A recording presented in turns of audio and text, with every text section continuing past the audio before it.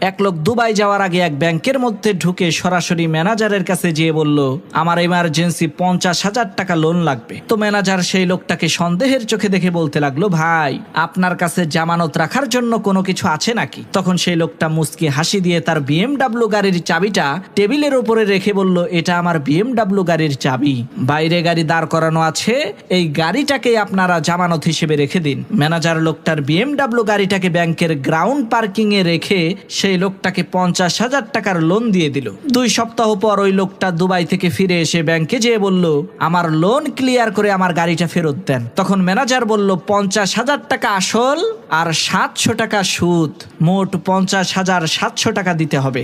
ম্যানেজারের এই কথা শুনে সেই লোকটা সাথে সাথে 50,700 টাকা দিয়ে গাড়ির চাবিটা নিয়ে হাঁটা ধরলো।